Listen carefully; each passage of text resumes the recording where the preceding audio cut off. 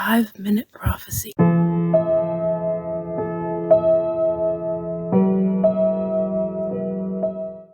Hey guys, welcome to 5-Minute Prophecy, where each episode we're going to study biblical prophecy for 5 minutes. So I was inspired to start this series because last year my wife, she got done reading the book of Revelation and she had some questions for me about what she had read.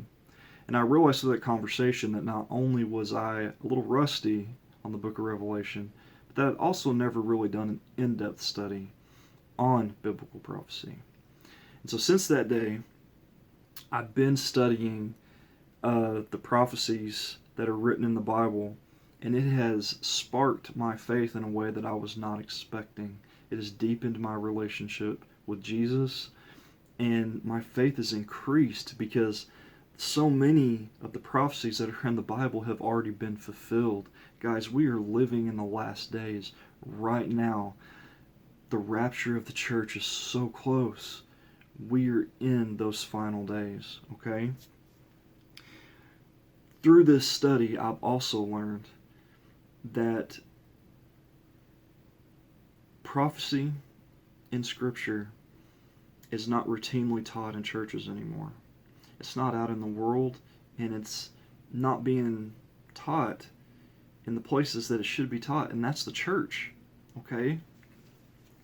And the reason why it should be taught is, first of all, these prophecies help solidify our faith, but it also, and more importantly in my view, gives us hope for the future. And we need that because we live in a crazy world right now, and we need that hope that God gives through the prophecy of His Scripture to keep preaching to people, to keep witnessing to them, to keep telling them about Jesus and His coming. And that's so important. Lifeway Research recently did a study.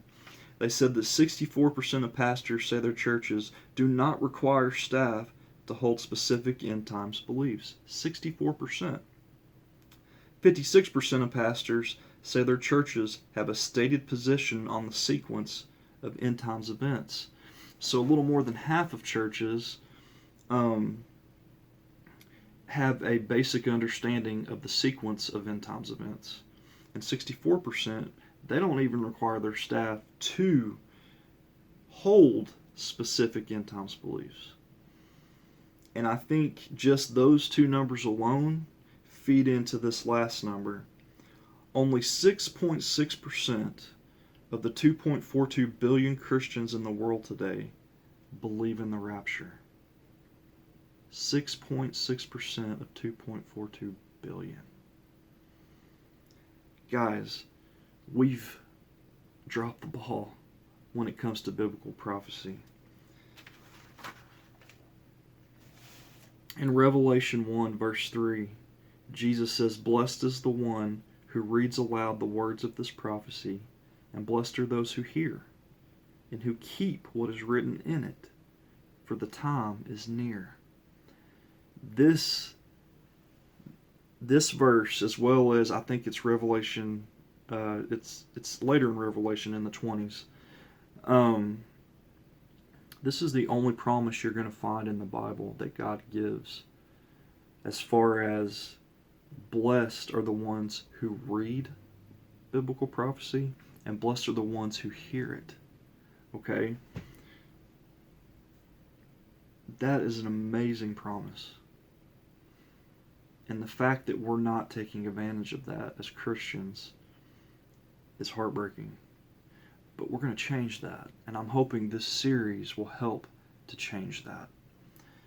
In Revelation 19, verse 10, it says, "For the testimony of Jesus is the spirit of prophecy." What does that mean? To me, that means that prophecy, simply put, is about Jesus and His love for all. Prophecy is about Jesus. We need Him. He has a plan. The crazy world that we're living in, it's temporary. He's coming back for us. We can have hope in that. And we're going to expound on that as we move forward in these episodes. Thanks, guys. 5-minute prophecy.